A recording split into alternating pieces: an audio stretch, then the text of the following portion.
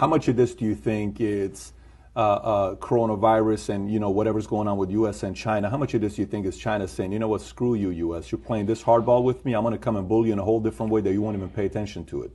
How much credibility do you give to that? 5%? 1%? I'm not going to answer that question, but I am going to answer the question in a different way. Because I'm Christian at heart and I like to think that nobody would want to kill people. I will say this much, and if you're listening, write it down. In late November, word had already gotten off of the mainland that there was a virus in Wuhan. On January the 15th, the U.S. trade bill was signed, phase 1. December the 15th. I had a whole month off, December the 15th. 6 weeks later, the trade truce was signed with an out clause, a very clever out clause that the Chinese made sure was in there, that said if there was any kind of act of God, pandemic, then they didn't have to make good on what they had committed to buy from the United States. Within days, they announced the first coronavirus. So, did the Chinese know damn well that this thing was running around the world for 6 weeks before they shut down Wuhan? Yes, they did. Is that criminal? Yes, it is. Does it deserve to go in front of a world tribunal? Yes, it does. Because we know that it was the unfettered travel that made this thing a global phenomenon that was impossible to contain.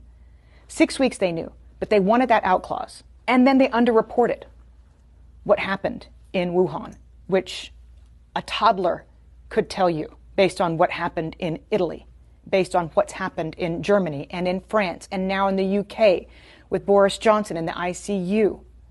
There's no way in a city the size of New York, 11 million people, that there were so few cases. It's impossible with similar density to New York. So the World Health Organization should be held accountable for not holding China accountable to providing good, valid data so that the rest of the world could prepare for fewer people to die. And that's what you're talking about. To me, these are equivalents to acts of war on the part of China. And then, equally, whether you're talking about NPR or Fox News, most major media outlets on both sides of the aisle came out and reassured the United States that it was just the flu. Within 24 hours of South Korea's first case being reported, the United States' first case was reported. And what we did was dither. We sat on it for 6 weeks and tried to reassure the public that nothing was happening. Somebody should be held accountable for that, because somebody in the United States intelligence community has to have known what was truly going on in Wuhan. We don't have a CIA for nothing. And yet we told Americans for 6 weeks, while South Korea was testing everybody and shutting the country down, that it was just going to be the flu. So there are a lot of responsible bodies right now that have taken us to the point where we're at, inside the country and in China. And they need to be held accountable.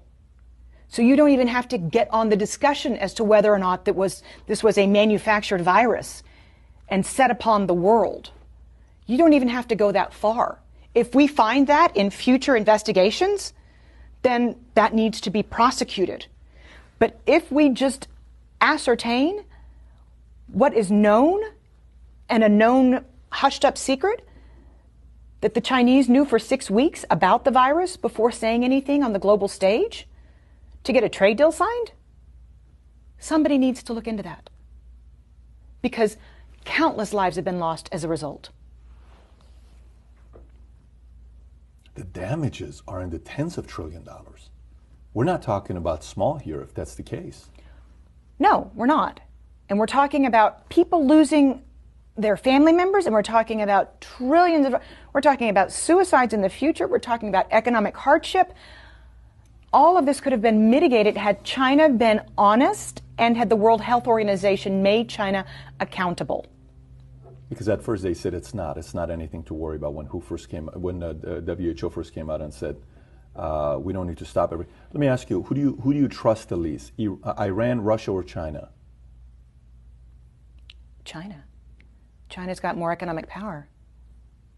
Because of that, or because they don't have a free press and because we can't really know what the hell is going on over there? Well, that's just a kicker, but you don't really know what's going on in Iran either. You had global satellite images in Iran showing mass graves. Iran underreported the same. And you can't tell me that in the cold of winter that Russia has as many cases as it's reporting. But at last check, China's 17% of global GDP.